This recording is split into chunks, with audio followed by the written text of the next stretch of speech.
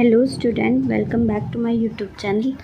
आज का टॉपिक है एनजी ट्यूब। ठीक है, तो ये टॉपिक क्या है, सिंपल है, लेकिन इससे क्या है, छोटे छोटे क्वेश्चन पूछे जाते हैं। ठीक है, चाहे नॉर्सेट हो, चाहे कोई भी अदर एग्ज़ाम हो, उसमें पूछे जाते हैं। ठीक है, तो स्टार्ट करते हैं वीडियो को। ठीक है, तो एनजी ट्यूब क्या होता है? एनजी ट्यूब मतलब नेज़ोगैस्ट्रिक ट्यूब। नेज़ोगैस्ट्रिक ट्यूब मतलब नोज़ से कहाँ पे जाएगा, हमारे स्टमक पे जो हम ट्यूब लगती है उसे क्या बोलते हैं, नेज़ोगैस्ट्रिक ट्यूब।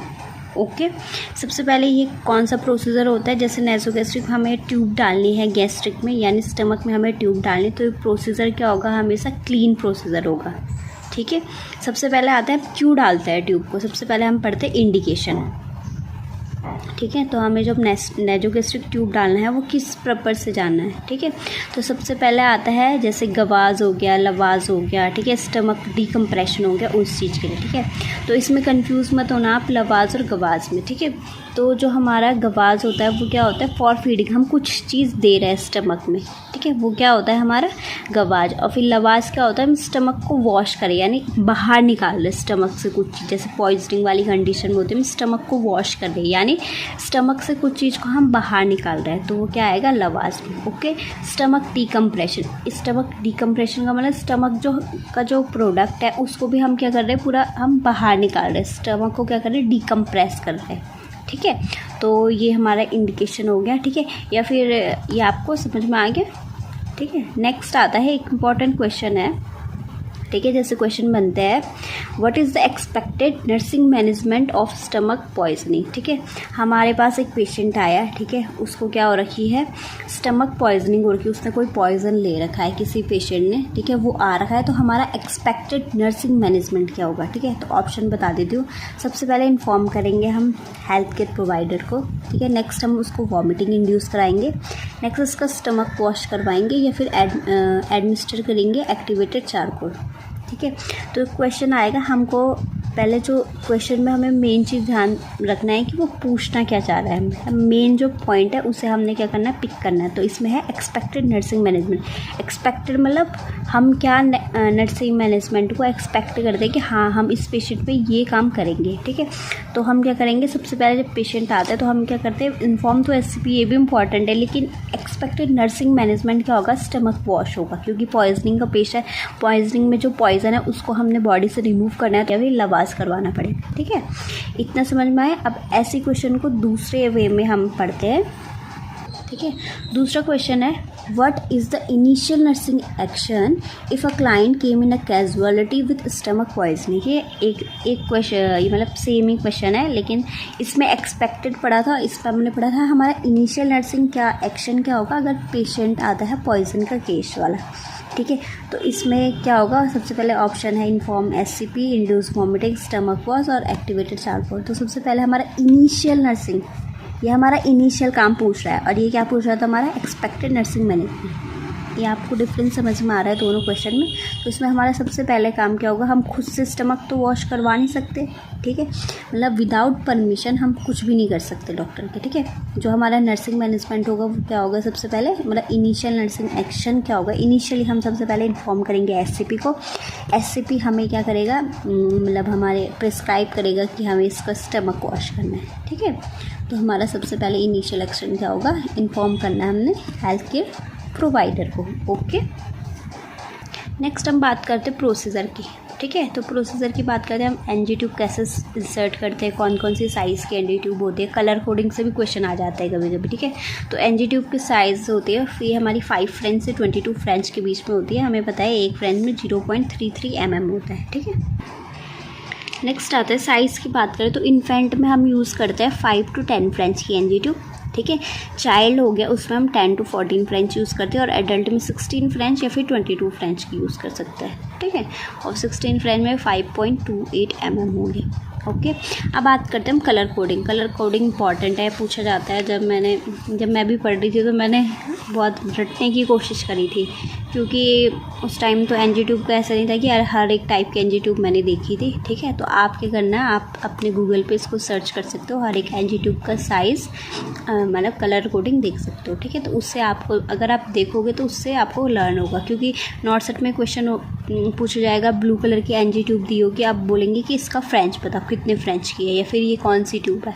ठीक है, तो कलर कोडिंग आप ऐसे करके याद कर सकते हो। मैंने जैसे ये यहाँ पे लिखा हुआ है 4 फ्रेंच की होगी तो वो रेड कलर की होगी, 5 ग्रे कलर की होगी, 6 लाइट ग्रीन होगी, 8 हमारी ब्लू होगी, 9 हमारी डार्क ग्रे होगी, 10 ब्लैक होगी, 12 वाइट होगी, 14 ग्रीन होगी एंड 16 ऑरेंज होगी। ठीक है, और जो ये सेक्शन ट्यूब होती है उसका भी मतलब सेम रहता है कलर कोडिंग। ठीक है, जैसे 10 में उसका ब्लैक ही रहता है, वाइट हमारा 12 का रहता है, 14 ग्रीन ऑरेंज, मतलब ये क्या होता है सेम सेक्शन क्या तरीके का साइज़ हो गया, मतलब कलर हो गया एंड इसका जो एनजी ट्यूब का कलर हो गया वो मतलब कुछ तरीके से सेम है, तो आप ऐसे करके लर्न कर सकते हो। ठीक है, अब एक नेक्स्ट क्वेश्चन है कि length of a NG tube इस पूरी लेंथ हमारी दे रखी है एनजी ट्यूब की 30 इंच। ठीक है, तो हमने बताना है कि 30 इंच में से बॉडी इनसाइड द बॉडी कितनी होगी पेशेंट की और आउटसाइड द बॉडी कितनी होगी, यानी आउटसाइड द बॉडी मतलब आउटसाइड द नोज़ कितनी होगी, जो हमें दिखता है विजिबल पार्ट कितना होगा जो अंदर जा रखा है बॉडी के। ठीक है, जो इसोफेगस से स्टमक में जा रखा है वो कितना पार्ट होगा। ठीक है, तो इसका है कि जो 70% ट्यूब होती है वो हमेशा हमारी इनसाइड होती है नोज़ की। ठीक है, और टोटल का जो 70% होगा वो हमारी नोज़ के अंदर होगी और 30% क्या होगा हमारी आउटसाइड होगा। ठीक है, तो क्वेश्चन है कि 30 इंच की ट्यूब है तो उसमें से आउटसाइड कितनी होगी। ठीक है, तो 30 इंटू हमें पता है आउटसाइड कितनी होती है 30%, तो 30 का 30% कितना होगा 9 इंच, यानी 30 में से 9 इंच तो हमारा आउटसाइडेड होगा और बाकी बचा हुआ हमारा कितना होगा नोज़ के अंदर होगा। ओके, अब प्रोसीजर की बात करें, सबसे पहले हमें क्या चाहिए, ल्यूब्रिकेशन हमें यूज़ होता है। आपने सब प्रोसीजर पढ़ा है, फर्स्ट ईयर से ही पढ़ते आ रहे हैं प्रोसीजर कैसे करना है। ठीक है, ल्यूब्रिकेशन होना चाहिए, ज़ाइलोकिन जेली होनी चाहिए। ठीक है, तो उससे हमने ल्यूब्रिकेट करना है, उसके बाद इंसर्ट करना है। ठीक है, ये आपको मतलब पता ही है क्या क्या होना है, स्टेटोस्कोप हो गया, सिरिंजेस वगैरह हो गए, ये सब क्या होना चाहिए, बेड साइड होना चाहिए या फिर जो ट्रॉली है एनजी ट्यूब की उसमें होनी चाहिए। ठीक है, नेक्स्ट बात करते हैं पोजीशन क्या होनी चाहिए। ठीक है, अब हमें एनजी ट्यूब इंसर्ट करना है तो पेशेंट की पोजीशन क्या होनी चाहिए। ठीक है, तो मेनली जो पेशेंट की पोजीशन होती है, जो नॉर्मल पेशेंट होते हैं उनकी क्या होती है, हाई फाउलर रख सकते हैं। ठीक है, डायरेक्शन कैसे डालना है, अब जैसे एनजी ट्यूब हमें इंसर्ट करना है तो हमें बैकवर्ड की तरफ जाना पड़ेगा देन डाउनवर्ड की तरफ। ठीक है, क्योंकि हमें इसोफेगस में डालना है, थोड़ा सा बैक जाना पड़ेगा, उसके बाद डाउनवर्ड जाना पड़ेगा। ठीक है, तो क्वेश्चन भी है कि कौन सी डायरेक्शन में हम नर्सिंग इंसर्ट करेगी नर्स, तो बैकवर्ड एंड डाउनवर्ड। ठीक है, नेक्स्ट क्वेश्चन आता है कि हमारा नर्सिंग एक्शन क्या होगा अगर हम जैसे एनजी ट्यूब इंसर्ट कर रहे हैं और पेशेंट को क्या हो गया, चोकिंग और कफिंग हो गया। ठीक है, ड्यूरिंग एनजी ट्यूब इंसर्टन, यानी डिफ़िकल्टी हो रही है, इसको ब्रीदिंग डिफ़िकल्टी हो रही है। ठीक है, तो ये वाला क्वेश्चन भी बहुत इंपॉर्टेंट है, पूछा जाता है।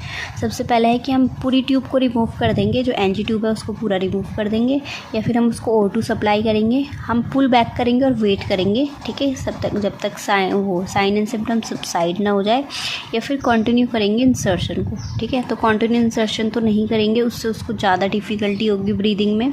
ठीक है, O2 administer, direct O2 administration की ज़रूरत नहीं है, रिमूव डायरेक्ट हम रिमूव नहीं करेंगे ट्यूब को। ठीक है, हम क्या करेंगे, पुल बैक करेंगे और वेट करेंगे, क्योंकि जो सिम्टम्स है, जो उसको चोकिंग और कफिंग हो रही है वो सबसाइड हो जाएगा, देन हम क्या करेंगे, फिर से इंसर्ट करेंगे। ठीक है, तो इसमें हमने सबसे पहले वेट करना है, पुल बैक करके वेट करना है। ओके,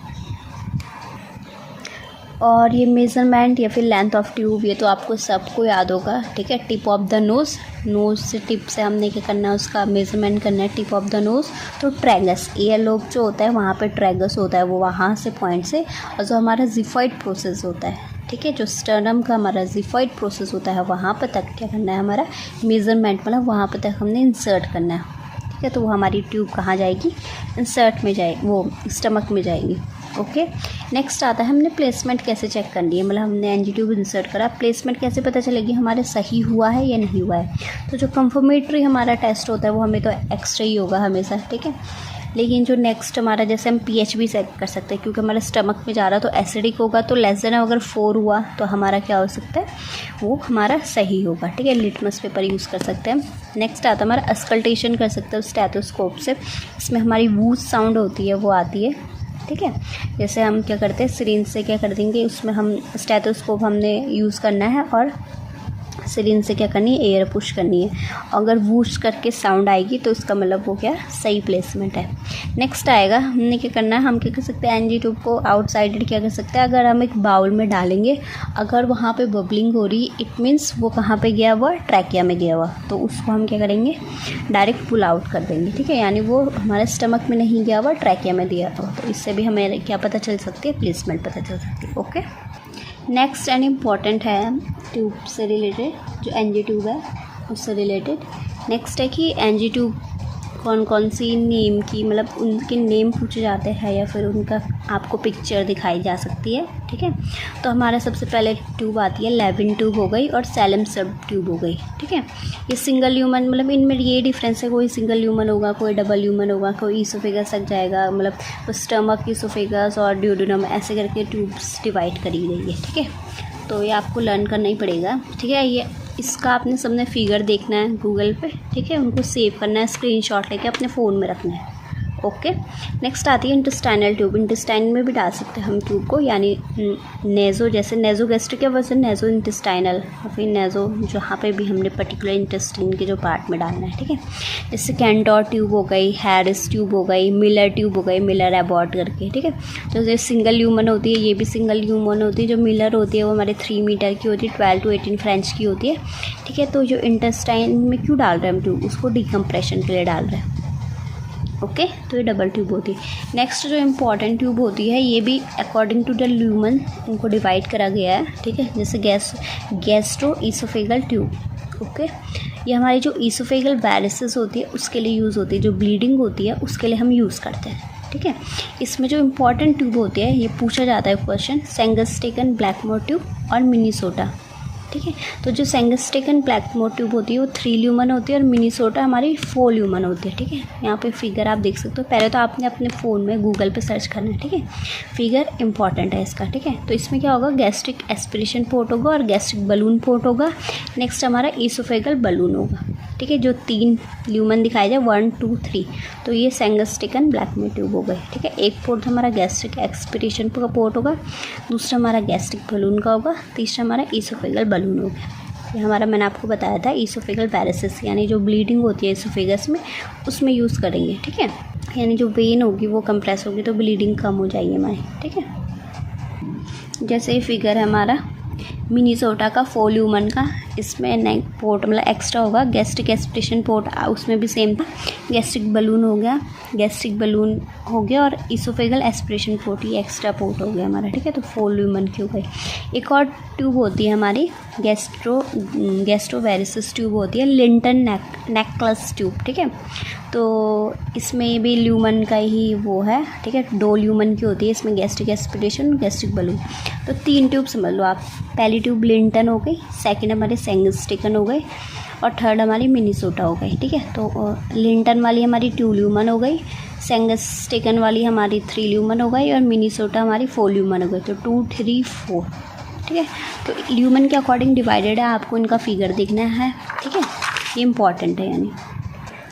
नेक्स्ट आती है लवाज ट्यूब। लवाज मैंने आपको बताया गैस्ट्रिक कंटेंट को आउटसाइड द बॉडी निकालना है हमें। तो जो टॉक्सिक सब्सटेंस है, जो पॉइजन वाला जो सब्सटेंस है, उसको स्टमक से बाहर निकालना है। ठीक है, तो इसमें भी इम्पॉर्टेंट हमारा इवॉल्व ट्यूब होती है और लीवर क्यूएटर ट्यूब होती है। ये भी हमारी सिंगल ल्यूमन होती है और ये डबल ल्यूमन होती है। बढ़िया ट्यूब होती है हमारी, गैस्ट्रिक एस्पिरेशन होता है इसमें।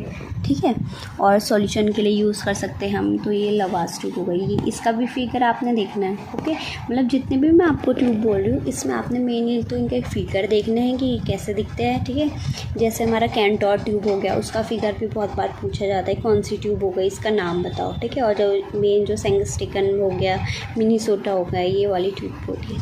ठीक है, नेक्स्ट हो गई, क्वेश्चन पूछा जाता है अगर किसी पेशेंट को सेंगस्टेकन ट्यूब लगी हुई है तो अगर उस पेशेंट को ब्रीदिंग डिफ़िकल्टी हो रही है तो हम मतलब एक तो सबसे पहले बेड साइड क्या रखेंगे, नेक्स्ट हमारा फर्स्ट इनिशियल एक्शन क्या होगा। ठीक है, तो हमने सबसे पहले उसको क्या करना है, हमारा बेड साइड सीजर होना चाहिए ताकि हम उसको कट कर सकें और उस ट्यूब को रिमूव कर सकते हैं। वैसे हम क्या कर सकते हैं, जो बलून है उसको डिफ्लेट करके भी रिमूव कर सकते हैं ट्यूब, लेकिन एमरजेंसी कंडीशन में अगर बलून डिफ्लेट नहीं हो पा रहा है तो हम क्या कर सकते हैं, उसको कट करेंगे और रिमूव करेंगे, ट्यूब करेंगे, रिमूव ट्यूब। ठीक है, तो इंपॉर्टेंट क्वेश्चन है ये, इस टॉपिक से रिलेटेड पूछा जाता है। ठीक है, और अगर क्वेश्चन आता है वेरिसेस वाला पेशेंट है, यानी ब्लीडिंग हो रही है उसको ईसोफेगल, और उसमें हाइपोटेंशन और हार्ट रेट इंक्रीज़ हो रहा है, तो हमने क्या करना है, सबसे पहले हेल्थ केयर प्रोवाइडर को इन्फॉर्म करना है। और मैंने आपको सीज़र वाला बता दिया, बेड साइड क्या होनी चाहिए, सीज़र होनी चाहिए। ओके, नेक्स्ट है प्लेसमेंट है कि कैसे कैसे हमने प्लेसमेंट करेंगे। जैसे गैस्ट्रोजियोजिनल ट्यूब होती है, कैसे हम इसकी लेंथ चेक करेंगे, ठीक है। तो टिप ऑफ द नोज़ आपको पता है, एयर लो पता है, और जिफिस्टनम से टू जेजुनम यहाँ तक जाएंगे, ठीक है, क्योंकि हमने जेजुनल ट्यूब डाली है इसमें। और गैस्ट्रोड्यूडिनल में क्या होगी, tip of the nose to ear lobe to xiphisternum to duodenum, ठीक है। ये वही है, इसका एनाटॉमिकल पोजीशन क्या क्या है, ठीक है। नेक्स्ट आता है अब अपने प्लेसमेंट कर रहे थे, अब हमने फीडिंग कैसे देना है। तो फीडिंग में हम पढ़ेंगे पोजीशन कैसी होनी चाहिए, प्लेसमेंट चेक करेंगे, रेजिडुअल वॉल्यूम और बाउल साउंड, ठीक है। तो पोजीशन हमें पता है, हमेशा फीड देते टाइम पे हमने पेशेंट को सेमी फाउलर पोजीशन देनी है 30 डिग्री पे, ठीक है। क्वेश्चन आता है फीडिंग के टाइम पे जितने भी ऑल पेशेंट है सारे के सारे को सेमी फाउलर पोजीशन देंगे, बट जो कोमेटोस पेशेंट है, ठीक है, उनको हम हाई फाउलर पोजीशन देंगे और राइट साइड, ठीक है। क्वेश्चन है, इंपॉर्टेंट पॉइंट है, ये आपको लर्न करना है मतलब, ठीक है। नेक्स्ट आता है कंफर्म। सबसे पहले हमें फीड देने से पहले सबसे पहले उसको कंफर्म करना है प्लेसमेंट, ठीक है। ऐसे नहीं कि एनजी ट्यूब हमारे स्टमक में है नहीं, बाहर है या फिर कहीं और है, और हम क्या करें, फीड दे जा रहे हैं, ठीक है, अगर वो मिस प्लेस हो गई, ठीक है, ऐसे नहीं। सबसे पहले हमने फीड देने से पहले सबसे पहले उसको क्या करना है, चेक करना है। तो हम क्या सबसे पहले एस्पिरेट कर सकते हैं रेजिडुअल वॉल्यूम, जो बचा हुआ वॉल्यूम है उसको हमने क्या करना है, एस्पिरेट करना। अगर वो मोर देन 100 ml आता है तो इसका मतलब हमने फीड को होल्ड करना है, यानी जो जैसे इससे पहले हमने फीड दी है वो अभी तक उसका क्या डाइजेशन नहीं हुआ है, फिर से हम फीड दे रहे तो ओवरलोड हो जाएगा, ठीक है। रेजिडुअल वॉल्यूम अगर मोर देन 100 ml है तो हमने फीड को क्या करना है, होल्ड करना है, ठीक है। और जो रेजिडुअल वॉल्यूम हमने निकाला है उसको ऐसा नहीं कि हमने उसको फेंक देना है, नहीं, उसको हमने इंसर्ट करना है हमने, मतलब एनजी ट्यूब के थ्रू स्टमक में। ओके, नेक्स्ट आता है हमने बाउल साउंड को असिस्ट करना है, क्योंकि अगर बाउल साउंड एब्सेंट है तो हमें फीड नहीं देनी है। Okay, if bowel sound absent then hold the feed and notify to SCP, क्योंकि कोई मतलब नहीं है, बाउल साउंड नहीं है यानी उसका कोई डाइजेशन नहीं होगा, प्रॉपर डाइजेशन नहीं होगा, एब्जॉर्प्शन नहीं होगा, तो हमें कोई फीड देना है, स्टमक में ही उसको क्या करना है, इकट्ठा नहीं करना है, ठीक है। तो बाउल साउंड एब्सेंट होगी तो क्या करना है, नोटिफाई करना है हमने एससीपी को। ओके, नेक्स्ट आता है मेडिकेशन एडमिनिस्टर में, ठीक है। ये भी नोट करना है, बिफोर एंड आफ्टर फीडिंग हमने क्या करना है, फ्लश करना है ट्यूब को 30 से 50 ml वाटर में, ठीक है। नेक्स्ट ये थोड़ा बहुत इंपॉर्टेंट टॉपिक है मेडिकेशन एडमिनिस्ट्रेशन में, ठीक है। डिज़ोल्व मेडिकेशन विथ 15 से 30 ml NS और वाटर में, ठीक है। जैसे आईसीयू वाले पेशेंट है, अगर हमको एनजी ट्यूब से हमने क्या करना है, उसको मेडिकेशन देना है, तो सबसे पहले हमने एनजी ट्यूब का एक पर्टिकुलर वो है, सरकमफ्रेंस है, साइज़ है, तो हम अगर हम सॉलिड चीज़ डालेंगे, ठीक है, वो सॉलिड चीज़ डालेंगे तो उससे क्या होगी, वो ब्लॉक हो जाएगी, ठीक है। तो उसको सबसे पहले डिज़ोल्व कर सकते हैं या फिर क्रश कर सकते हैं, उसके बाद उसको हमने क्या 15 से 30 ml वाटर में डिज़ोल्व करके उसको देना है, ठीक है। उसके बाद दैन उसको फ्लश करना है ट्यूब को, ताकि वो ब्लॉक ना हो, ठीक है। और हमने क्या करना है, उसको क्लोज रखना है ट्यूब को मोर देन मतलब फॉर 60 मिनट, ठीक है। और मैंने आपको बताया कि सॉलिड और ड्राई फॉर्म की मेडिकेशन नहीं देना है, उसको हमने क्या करना है, सबसे पहले डाइल्यूट करना है, क्योंकि इससे क्या हो जाएगी, ट्यूब ब्लॉक हो जाएगी। नेक्स्ट आता है टाइप ऑफ एडमिनिस्ट्रेशन में। टाइप ऑफ एडमिनिस्ट्रेशन में हम बोलस दे रहे, एक बार में हमने ज़्यादा फीड देनी है, ठीक है। तो ये नॉर्मल मील पैटर्न होता है, फीड देंगे हमको क्लाइंट को एवरी 3 to 6 आवर्स में, ठीक है। सबसे पहला है कि after feeding provide high Fowler position for 30 minute, ठीक है। खाना खाने के बाद में उसको क्या करना है, हाई फाउलर पोजीशन देना है 30 मिनट के लिए, ठीक है। नेक्स्ट आता है हमारा क्वेश्चन भी पूछा गया है कि height of chiffon during feeding, ठीक है।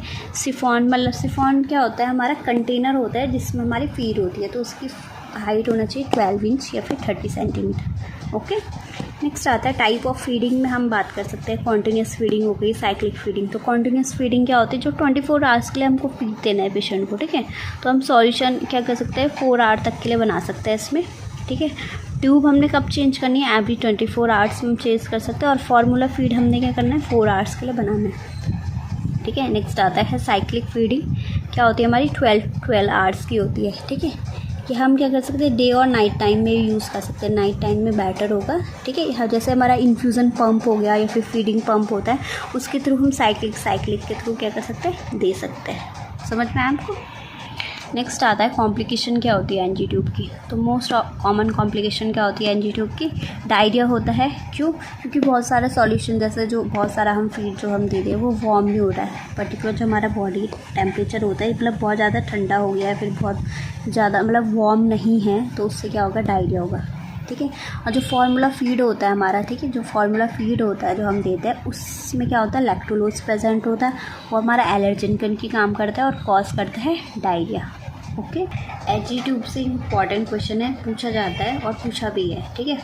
क्वेश्चन आएगा कि एनजी ट्यूब अगर एक हेड ट्रॉमा वाला पेशेंट है, ठीक है, अच्छे से ध्यान दो बच्चों, कि हेड ट्रॉमा वाला पेशेंट है, उसको हमने एनजी ट्यूब लगाई है, तो हमने किस पर्पज़ से उसे एनजी ट्यूब लगाई है।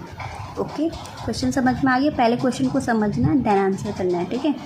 हमने एक हेड ट्रॉमा वाला पेशेंट है, उसको एनजी ट्यूब इंसर्ट करी है, तो इसका पर्पस क्या होगा? सबसे पहले एडमिनिस्टर मेडिसिन, नेक्स्ट है डीकम्प्रेस स्टमक, नेक्स्ट है ऑप्टिन गैस्ट्रिक स्पेसिमेन या फिर एडिक्वेट न्यूट्रिशन। ठीक है। सबसे पहले एडमिनिस्टर मेडिकेशन, ये पर्पस तो है कि हमने उसको मेडिकेशन एडमिनिस्टर करना है, लेकिन ये हमारा प्राइमरी जो पर्पस जो मेन पर्पस है वो नहीं है।